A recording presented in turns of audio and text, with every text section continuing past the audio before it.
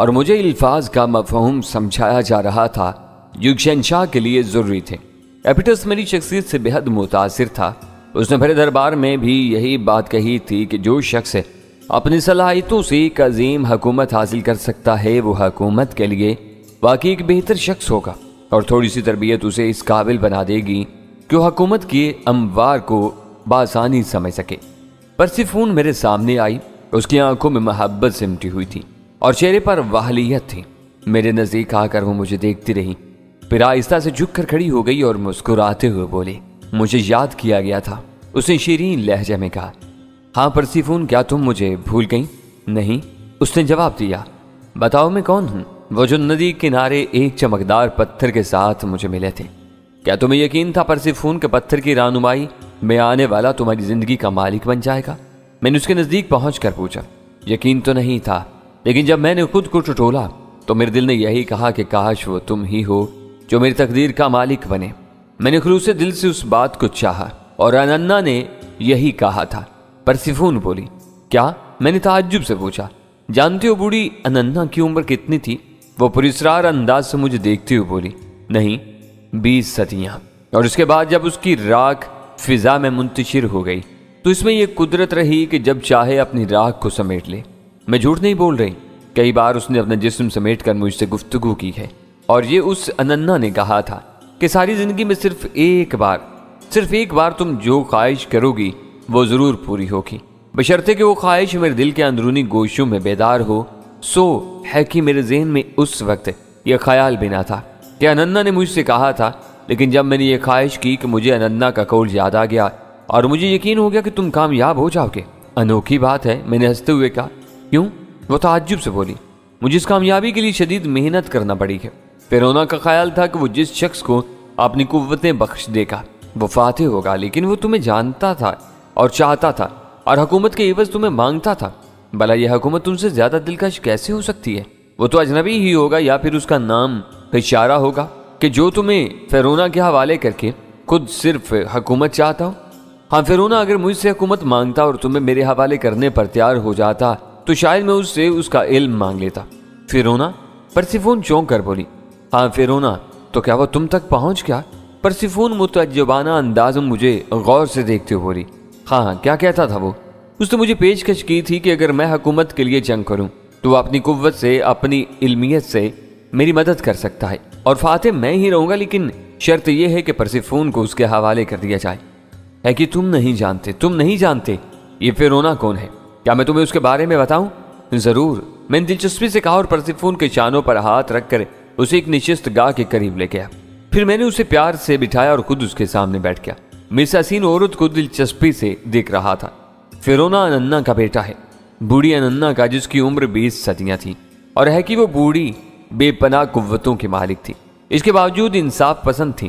تو جب وہ اپنے جسم میں سمٹ کر میرے سامنے آئی تو میں نے فیرونا کی خواہش اس کے سامنے ظاہر کی۔ تب اس نے یہ پیشکش مجھے کر دی تھی کہ فیرونا بلا شبہ بے پناہ قوتوں کا مالک ہے، لیکن جب وہ مجھے حاصل کرنے کی کوشش کرے گا تو ناکام رہے گا۔ لیکن مجھے تعجب ہے کہ وہ تمہارے پاس کس طرح پہنچ گیا؟ کوئی خاص بات نہیں، جب میں مقابلے میں حصہ لینے کے لیے تیار تھا تو اس نے مجھے یہ پیشکش کی تھی۔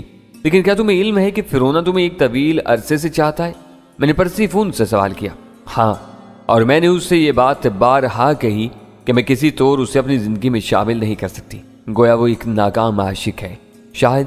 پرسیفون مسکرا کر بولی، ٹھیک ہے پرسیفون، میں نے جس طرح بھی مقابلہ کر کے فتح حاصل کی اور اس کے ساتھ تمہیں اور تمہاری سلطنت کو پایا ہے وہ دیگر چیزیں ہیں، لیکن ابھی ایک فتح حاصل کرنا باقی ہے، اور میں اس کے بارے میں مکمل بھروسے سے کچھ نہیں کہہ سکتا۔ کیا مطلب؟ پرسیفون تعجب سے بولی، انسانوں سے مقابلہ کر کے حکومتیں حاصل کی جا سکتی ہیں، لیکن دلوں کی فتح سب سے مشکل کام ہے۔ میں اب بھی نہیں سمجھی، میں تمہارے دل کی سلطنت پر قابض ہونا چاہتا ہوں، میں نے جواب دیا، اور پرسیفون کے چہرے پر شرمگی سی سرخی چھا گئی۔ تم اس قدر اجنبی کیوں ہو؟ وہ آہستہ سے بولی۔ اجنبی؟ میں نے پوچھا۔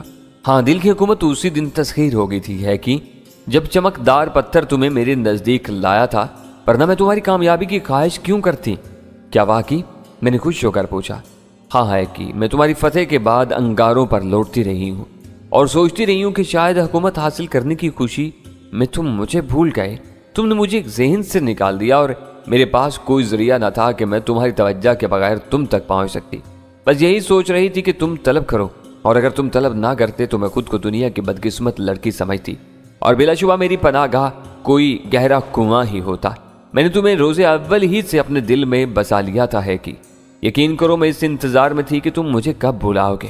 کیا تم واقعی مجھے اس قدر چاہتی ہو پرسی؟ میں نے اس کے نزدیک پہنچ کر کہا، تم جتنا تصور کر سکتے ہو اس سے کہیں زیادہ۔ پرسیفون نے اپنا سر میرے سینے پر ٹکا دیا، اور مجھے وہ سب کچھ نصیب ہو گیا جس کا میں خواہش مند تھا۔ پرسیفون کی قربت، اس کی محبت مجھے حاصل ہو گئی تھی، گویا اب میری فتح مکمل ہو چکی تھی۔ سو ہم دیر تک گفتگو کرتے رہے۔ میں نے پرسیفون سے کہا کہ ہم اس ندی کے کنارے اسی کونے تک چلیں گے جہاں ہم نے ایک دوسرے کو دیکھا تھا، اور بھلا یہ کس کی مجال تھی کہ مجھے میرے ارادے سے روک سکتا۔ سو انتظام کیا گیا ہمارے لیے، اور ہمارے گھوڑے دوڑنے لگے اس ندی کی طرف جہاں ہماری ملاقات پہلی بار ہوئی تھی، اور سیاہ پتھروں کی کرسیوں پر بیٹھ کر ہم نے تجدید محبت کا عہد کیا۔ پرسیفون نے میرے ساتھ زندگی گزارنے کی قسمیں کھائی، اور میں نے اسے اپنی بستی، اپنے وطن کے بارے میں بتایا۔ کہا اس سے میں نے کہ ہم چلیں گے جلد ہی اپنی بستی کی جانب، اور ملیں گے ان عزیزوں سے جو میرے باپ، ماں اور بہن ہیں، اور جو اس بات پر کتھی متفق نہ تھے کہ میں حصہ لوں اس مقابلے میں اور حصول کی کوشش کروں حکومت کی۔ کہ تھا بیٹا میں چرواہے کا، اور میری بھیڑیں مجھ سے اس قدر مانوس تھیں کہ اگر میں دور سے گزرتا تو میری خوشبو سونگ کر وہ مجھ تک پہنچاتی۔ میں نہیں تھا اس حکومت کے قابل، لیکن پرسیفون تمہاری محبت نے مجھے اس حکومت کا فاتح بھی بنا دیا، اور تمہاری محبت عطا کر دی ہے۔ یہ کرشمہ ہے تمہاری محبت کا، اور وہ سرشار ہو گئی میری گفتگو سے، اور ہم یکجا ہو گئے۔ کوئی رخنہ، کوئی دوری ہمارے درمیان نہ رہی۔ تب دیر گزری اور ہم واپس چل پڑے۔ میں دنیا کی تمام خوشیوں سے مالا مال ہو گیا تھا، اور یقین کرو پروفیسر میں اپنی زندگی اصلی کو بھول چکا تھا۔ میرے اندر جب تک ہیکی بیدار رہتا تھا میں صرف ہیکی کے انداز میں سوچتا تھا، لیکن میں ہیکی کو نظر انداز کر دیتا اور میری اصلی شخصیت ابھر آتی تو بلا شبہ پرسیفون میرے لیے کوئی خاص اہمیت نہ رکھتی۔ میں اسے ایک عام عورت ہی سمجھتا تھا۔ میری زندگی تو ان چیزوں سے عبارت تھی۔ ہائپون میرا دوست فخر سے سر بلند کیے پھرتا تھا، اور جب ہم انتظامات کر رہے تھے اپنے وطن واپس جانے کے لیے تو ہائپون نے کہا تھا تمہارے باپ نے کہ میں تمہیں مقابلے میں حصہ نہ لینے دوں، کہ مارے جاؤ گے اور وہ اپنے بیٹے سے محروم ہو جائے گا، اور میں نے اسے وعدہ کیا تھا کہ میں اسے صرف اس جشن میں لے جاؤں گا اور نہ شامل ہونے دوں گا مقابلے میں، اور کوشش کروں گا ہر ممکن کہ وہ باز رہے اس مقابلے سے جو ہونا تھا پرسیفون کے لیے۔ لیکن بوڑھے چرواہے کے ذہن میں یہ خیال بھی نہ ہوگا کہ جب اس کا بیٹا پہنچے گا واپس بستی میں تو اس کی شخصیت ہی بدلی ہوگی، وہ حکمران ہوگا وقت کا، اور ہوگا اس کے پیچھے ایک انبوہ عظیم جو اس کا تابع ہوگا، اور وہ اس کا حکمران، اور جب ہم پہنچیں گے اس بستی میں تو کیا ہی عظیم سما ہوگا۔ ہائپون مستقبل کے نقشے کھینچتا رہتا تھا، اور جب ہم روانہ ہوئے تو پرسیفون ایک خوبصورت رتھ میں میرے ساتھ سوار تھی، رتھ جسے 20 گھوڑے کھینچ رہے تھے، اور کیا ہی شان و شوکت تھی ایپیٹس کی حکومت کے نئے حکمران کے واپس جانے کی۔ دربار پہاڑ میدان طے کرتے ہوئے بالآخر ہم اپنی بستی کے نزدیک پہنچ گئے۔ بستی والوں کو اس بارے میں کچھ نہ معلوم تھا، اور جب دیکھا انہوں نے دربار سے ایک لشکر عظیم کو تو خوفزدہ ہو گئے اور دوڑ پڑے ہماری جانب یہ معلوم کرنے کے لیے کہ ہم کون ہیں، اور بلا شبہ بستی والوں کے لیے یہ خبر بڑی تعجب خیز تھی کہ بستی کا چرواہا ہے کہ یعنی ہیڈس کا بیٹا ایک ایسی حیثیت سے اس لشکر میں شامل ہے جو حکمران کہلاتی ہے۔ تو وہ تعجب سے ساکت اور جامد رہ گئے، اور جب انہیں ہوش آیا تو دوڑ پڑے وہ تمام لوگ بستی کی جانب اور پھیلا دی یہ خبر چپے چپے پر کہ ہیڈس کا بیٹا ہے کہ حکمران بن گیا ہے اس سرزمین کا، اور نکل آیا بوڑھا ہیڈس بھی اور دیکھنے لگا تعجب سے اس لشکر کو جس کے سب سے آگے اس کا بیٹا ہے کہ شاہانہ وقار کے ساتھ چلا رہا تھا، اور اس کا دوست ہائپون اس کے ساتھ تھا۔ ہیڈس کی نگاہوں میں بھی وہ کیفیت تھی جو دوسرے لوگوں کی نگاہوں میں، خود اسے بھی یقین نہیں آ رہا تھا کہ یہ سب کچھ وہ جو دیکھ رہا ہے ایک حقیقت ہے یا خواب۔ اپنے بیٹے کی غیر موجودگی میں اس نے جو خواب دیکھے تھے وہ بڑے سنسنی خیز تھے۔ ان خوابوں سے وہ اکثر پریشان رہا کرتا تھا۔ وہ دیکھتا تھا کہ اس کا بیٹا مقابلے میں حصہ لینے کے لیے میدان میں اترا ہے، اور پھر لوگوں نے اس کے بدن کے ٹکڑے ٹکڑے کر ڈالے۔ یہ خواب دیکھنے کے بعد وہ اکثر راتوں کو جاگتا رہتا تھا، اور اسے شدید بے چینی تھی کہ کب ہیکی اور ہائپون واپس آتے ہیں۔ لیکن ہیکی کی واپسی جشن سے جس انداز میں ہوئی تھی وہ بوڑھے ہیڈس کے لیے ناقابل یقین تھی، اور اسے بھی وہ بے چینی کی نگاہوں سے اس لشکر عظیم کو دیکھ رہا تھا اور سوچ رہا تھا کہ کیا واقعی اس کا بیٹا حکمرانوں کی ٹولی میں شامل ہے۔ تب میں بوڑھے ہیڈس کے سامنے پہنچ گیا، اور بوڑھے ہیڈس کو دیکھ کر میں اپنے گھوڑے سے نیچے اترایا۔ بلا شبہ میں محسوس کر رہا تھا کہ وہ میرا باپ ہی ہے، حالانکہ لفظ باپ سے میں ہمیشہ سے ناآشنا تھا پروفیسر، لیکن جس بدلی ہوئی شخصیت میں تھا، اس میں مجھے ماں کا بھی احساس تھا، باپ کا بھی اور بہن کا بھی۔ میں نے دور سے اپنی اس محبوبہ کو بھی دیکھا جسے میں اکثر نظر انداز کرتا رہا تھا۔ پشکا جو دور کھڑی عجیب سی نظروں سے مجھے دیکھ رہی تھی، بلا شبہ اس کے چہرے پر محبت کے تاثرات تھے، لیکن میں نے اس کی جانب قطعی توجہ نہ دی۔ ہیڈس آگے بڑھا اور کئی قدم چل کر میرے نزدیک پہنچ گیا۔ میں نے اپنے دونوں بازو پھیلا دیے۔ ہیڈس کے چہرے پر عجیب سے تاثرات تھے، پھر اس کے چہرے پر پھیکی سی مسکراہٹ نظر آئی۔ اس کے بعد اس کی آنکھوں سے لرزتے ہوئے آنسوؤں کے قطرے بہنے لگے۔ وہ دوڑ کر مجھ سے لپٹ گیا۔ میرے بچے کیا تو ہی ہے؟ کیا میں یقین کر لوں؟ ہیڈس نے جذباتی لہجے میں کہا۔ ہاں بابا، تم یقین کر لو، اور میں نے جو کچھ تم سے کہا تھا اس کے بارے میں بھی سوچو کہ میں نے کبھی غلط نہیں کہا تھا۔ نہیں، مجھے یقین نہیں ہے، مجھے اب بھی یقین نہیں، بوڑھا اپنے آنسو خشک کرتا ہوا بولا۔ تمہیں ہر بات پر یقین آ جائے گا بابا، میں نے اس کی کمر تھپتھپاتے ہوئے کہا۔ تب میری ماں اور میری بہن بھی مجھ سے آ کر لپٹ گئیں، اور عجیب منظر تھا۔ بستی کے سارے لوگوں نے جب یہ دیکھا کہ تحت الثری کا شہنشاہ ایک چرواہا ان میں سے ہے، ان کا اپنا ہے، جس کے بارے میں وہ ہمیشہ گفتگو کرتے رہتے تھے اور جس کے ساتھ اٹھتے بیٹھتے رہتے تھے، اور اب وہ اس انداز میں ان کے سامنے آیا تھا اور اب بھی وہ انہیں اجنبی نہیں سمجھتا، تو ان کی خوشیوں کی انتہا نہ رہی۔ ایک فرد مجھے گلے لگا کے ملا، اور یہاں پر بھی وہی ہنگامہ تھا جس سے میں پہلے سے نمٹتا چلا آ رہا تھا۔ میرے باپ نے مجھ سے پوچھا کہ میں کہاں قیام کروں گا، تو میں نے جواب دیا، اسی جگہ جہاں میں پیدا ہوا پلا بڑا، اسی ٹوٹے سے جھونپڑے میں جہاں میں نے اپنی زندگی کے ماہو سال گزارے۔ بھلا میں اسے کیسے بھول سکتا ہوں؟ لشکر والوں کی مرضی تھی کہ وہ میرے لیے عمدہ خیمے کا بندوبست کریں، لیکن میں کیسے پسند کرتا اس بات کو؟ سو میں پرسیفون کے ساتھ اسی گھر میں ٹھہرا۔ میری ماں، بہن اور دوسرے لوگوں کی خوشیوں کا کوئی ٹھکانہ نہ تھا، اور میں اس انداز میں ان سب کے ساتھ پیش آ رہا تھا جیسے کہ پہلے آیا تھا۔ کوئی تبدیلی نہ تھی میرے اندر، اور میرا دوست ہائپون، وہ تو مجھ سے زیادہ خوش تھا۔ وہ خوشی سے سینہ پھلائے پھر رہا تھا۔ بہر صورت بستی والوں کی خوشیوں کی کیفیات کا میں صحیح تجربہ نہیں کر سکا۔ بستی والے بہت خوش تھے، وہ میرے نزدیک رہ کر یہ جاننے کی کوشش کر رہے تھے کہ چرواہے سے شہنشاہ بننے تک کے عمل میں مجھ میں کیا کیا تبدیلیاں رونما ہوئیں۔ کیا میں وہی ہے کہ ہوں، یا مجھ میں کچھ تبدیلیاں بھی رونما ہوئی ہیں؟ چنانچہ تم اتنا ہی سمجھ لو پروفیسر کہ وہ لوگ عجیب سی کیفیات کا شکار تھے۔ ہر شخص انوکھے انداز میں میرے قریب آنے کی کوشش کر رہا تھا، لیکن میرے ذہن میں کوئی تبدیلی نہ ہوئی تھی، سوائے اس کے کہ اب بڑی ذمہ داری مجھ پر تھی، اور پرسیفون میری بیوی تھی۔ وہ رات کو میرے کمرے میں میرے ساتھ ہی تھی۔ ہے کہ اس نے مسکرا کر مجھے مخاطب کیا۔ یہ تمہاری دنیا ہے؟ ہاں پرسیفون، یہ ہماری دنیا ہے، لیکن تمہاری دنیا سے مختلف۔ لیکن ہے کہ میں کچھ اور محسوس کر رہی ہوں۔ کیا؟ وہی کہ یہ دنیا بھی بے حد دلکش ہے۔ یہاں جس انداز میں خلوص مل رہا ہے، اس سے پہلے میں نے ایسا خلوص، ایسی محبت کہیں نہیں دیکھی۔ کیا غریب لوگوں کی دنیا ایسی ہوا کرتی ہے؟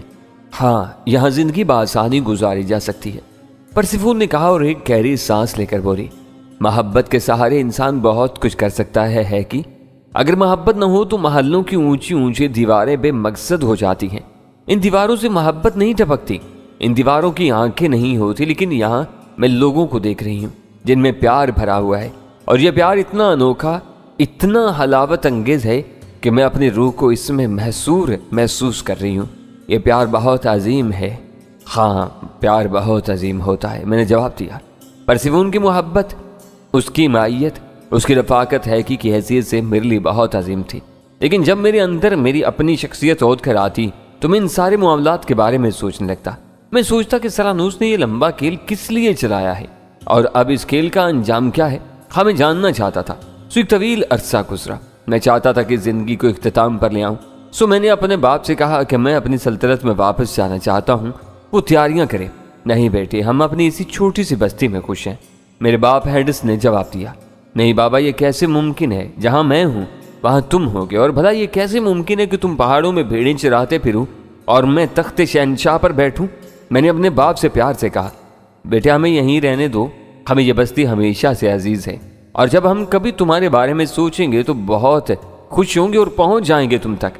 ہاں، تم تک پہنچنا ہمارے لیے ناممکن نہ ہوگا، کیونکہ تم ہمارے بیٹے ہو۔ جس طرح شہنشاہوں تک پہنچنا ناممکن ہوتا ہے، اب وہ صورتحال نہیں ہوگی، ہم جب چاہیں گے تم تک پہنچ جائیں گے۔